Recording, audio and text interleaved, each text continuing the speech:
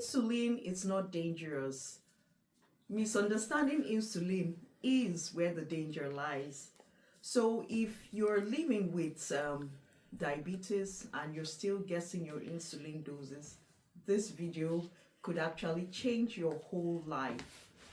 Hello, my name is Nkiruka, a healthcare professional and someone living with type 1 diabetes.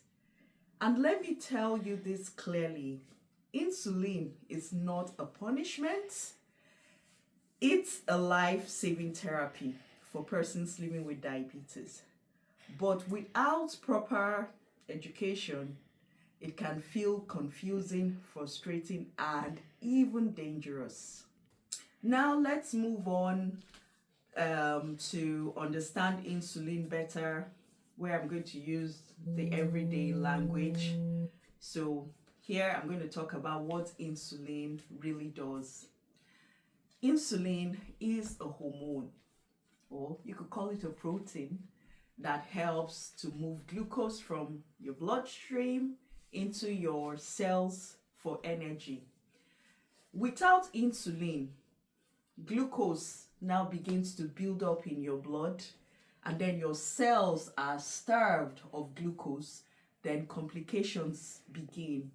So whether you're living with type 1 diabetes or type 2 diabetes, insulin is not optional for many. It's actually very essential. Now, moving on to section 2, where the real problem is lack of education. The biggest issue is not the insulin itself, but how we are taught or not taught to use it. So common mistakes include, number one, you guess your insulin doses, you ignore timing of your insulin injections, or the fear of hypos will affect you. And then number 4, you're skipping your injections. And number 5, you're not adjusting for your meals and activity. All the aforementioned actually lead to hypos or high sugars or constant glucose swings. So you're going back and forth, high, low, high, low, high, low. This isn't the way forward with insulin. That means you have zero understanding of how to use insulin correctly. So section 3 now, I'm going to talk about mastering insulin use. So here is what changes everything.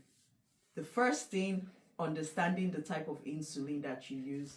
It could be basal bolus meaning long acting and short acting, or it could be mixed insulin. So having that understanding of the type of insulin you use is number 1 change to making you use insulin and mastering insulin use accurately.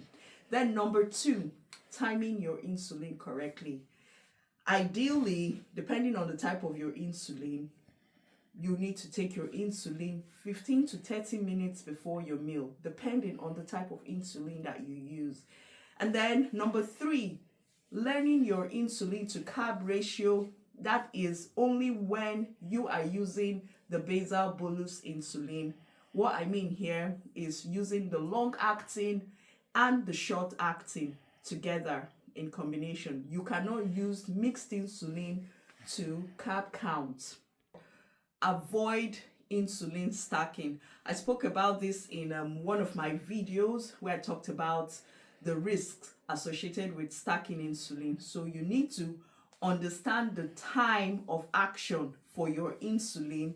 So don't be in a hurry to take a correction dose just an hour and a half after you've had a carb-rich meal. So you need to avoid insulin stacking.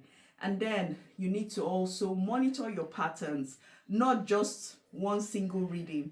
Monitor your patterns over a period of time. And we need to understand that education turns insulin from a struggle into a very powerful tool. This totally resonates with me.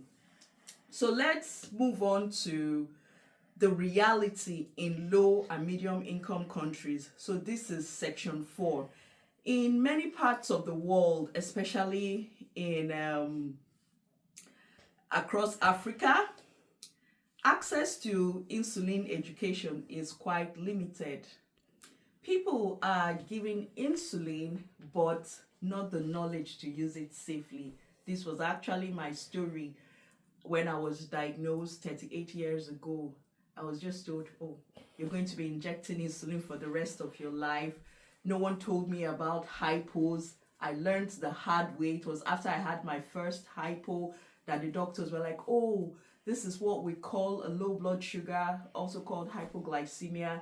You will experience this, you will experience that. So I actually learned the hard way. I wasn't given that proper insulin education. I wasn't told that you cannot have insulin if you are eating a non-carbohydrate meal. I was just told, take insulin for all your meals. And then my meals were basically vegetables and unripe plantain or water yams that contained quite a small quantity of carbohydrates. So it was really, really crazy during my diagnosis. So this I totally relate with. And this is where persons like myself are advocating and educating people so that you get to understand how to use that powerful tool that is essential for your life. So advocacy matters a lot here in the use of insulin. So section 5, my empowerment message to you all. When you understand insulin, you actually go ahead to reduce complications and you gain confidence. You improve your quality of life, so you're not always treating hypos or treating hypers. You're more at peace because you're able to estimate what your blood sugars will be with certain meals, with the dose of insulin, and you're kind of like your mental and your entire well-being is at peace, and that equates to better and improved quality of life. So insulin is not your enemy. Ignorance is the enemy here. So if you have zero knowledge about how to use insulin, you will definitely look at insulin as the enemy. And this is the kind of mindset that I see a lot back home in Nigeria. People are scared of insulin. Once you tell them, oh, you're going to switch to insulin, they are like, oh, does it mean that my diabetes management has gone really bad? No, it's because your treatment plan has changed. So you don't look at insulin as the enemy. You don't have fear for insulin.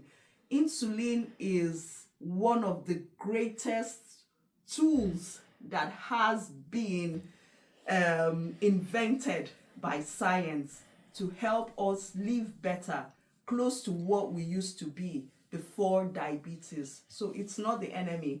Ignorance about how to use insulin correctly is the enemy. If you feel that this video has actually helped you, please, you share your experience, and please go ahead, send this to someone who actually needs it. And remember, education is your strongest medicine. I cannot overemphasize the power of education in your self-care management. It is the strongest medicine. And I want to give you my last word for today. Always work hand in hand with your healthcare team and not on your own. So don't go about adjusting your insulin doses on your own. Work together with your healthcare team. I want to say a big thank you all for sitting down to watch my video. Please remember, like, subscribe, and hit that notification bell. And I'll see you all in my next video. Thank you very much. Bye.